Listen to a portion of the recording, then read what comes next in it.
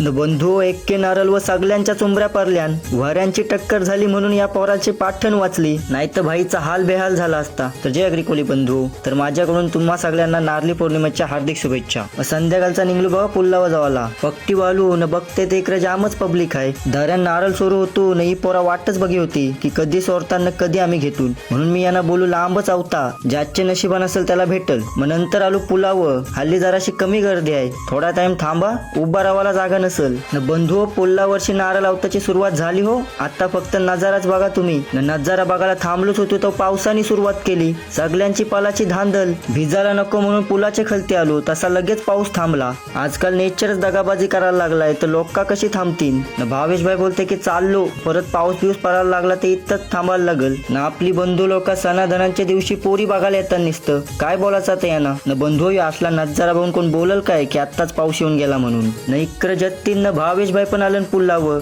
नारली पुनवाचं नाव सांगून पोरी बघायला आलं चालं. न आपले बंधूची पब्लिक वाढत चालली हो. न जसा पाऊस थांबला तसा लोक काही नारळ सोडायचा पण थांबवला. दर्यांची होरी घेऊन पोर आहेत त्यांना गुलवाला बघतान सगळी जणा. पिशवीन भुसा भरून आवाजतान न ते नारळ समजून झोंब्या झुपवतान. न बंधू आपले दादर गावचे पुलावर एवढे मोठ्या प्रमाणात पब्लिक आली की गाड्यांना जावाला रस्ता नाही. गावांची कमी न बाहेरची लोक जास्त आली. लोकांच्या गावांना 2-3 पुलं आहेत, मोठमोठी पुलं आहेत, तरी पण ते आपल्या गावात येतात नारळी पौर्णिमा बघायला. योच आहे आपले दादर गावचा दरारा. दादर गाव फक्त नाव नाही, ब्रँड आहे ब्रँड. न बंधू आता रात्र होईत आली म्हणून निघलो घरा जावाला. न हल्लू गर्दी पण कमी होईत चालली, पण आपले बंधू लोकांची मस्ती काय कमी होई नाही. पण नंतर गाडी काढली न निघलो क्रिस्तांच्या घरा जावाला. त्यांच्या घरा मंगलागौरचं आगमन झाले म्हणून दर्शन केला ना आपले बंधू लोकांबरोबर गप्पा गोष्टी करायला बसलो. क्रिश भाईनं त्यांच्या घरांची बोलव होतं की जेवूनच जा, पण आम्हाला जाम उशीर झालता म्हणून निघलो घरा जावाला. तर आजच्या ब्लॉग मध्ये एवढाच. चला भेटून नवीन ब्लॉग मध्ये.